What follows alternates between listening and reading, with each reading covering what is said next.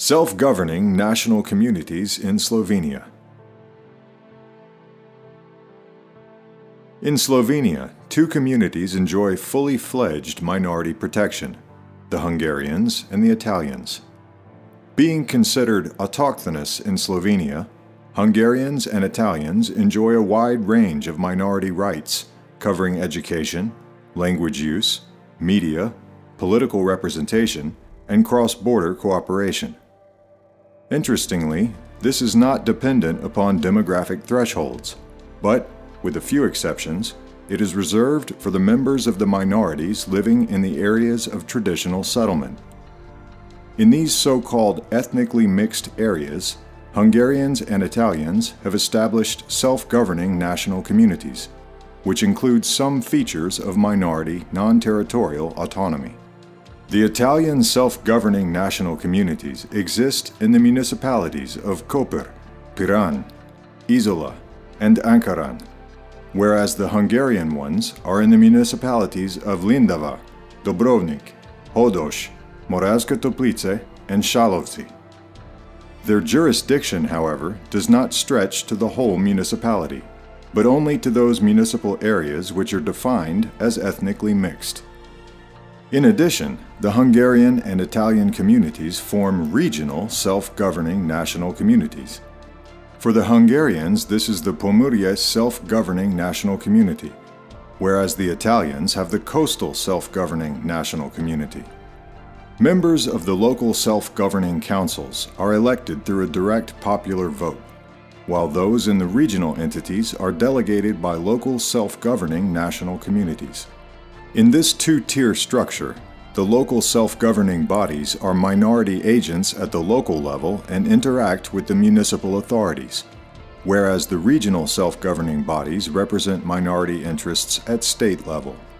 The personal element in the concept is applied through the exclusive right of persons belonging to the Hungarian and Italian communities to establish self-governing national communities. Still, this right can be enjoyed only by persons belonging to the Hungarian and Italian communities who are enrolled on the special voting register. This is crucial for the election of two minority representatives in the Slovenian parliament, but also minority representatives at the municipal level, as well as members of the council of the local self-governing national community. The main issue, then, is who can be enrolled in the special voting register, and who decides on the enrollment. The very precondition for enrolling is the subjective sense of belonging to the respective national community, which is formally expressed in the special statement of belonging. However, some objective criteria need to be met as well. After years of debates and the intervention of the Constitutional Court, the Slovenian lawmaker has stipulated several objective criteria, leaving the national communities themselves to refine them. Essentially, the person needs to demonstrate that they maintain ties with the community, care for the common identity, or have family ties up to the second degree with a person who has already been granted the special voting right. The decision of who can be enrolled in the special voting register lies with the relevant local self-governing national community. If rejected, the individual in question can challenge the decision in court.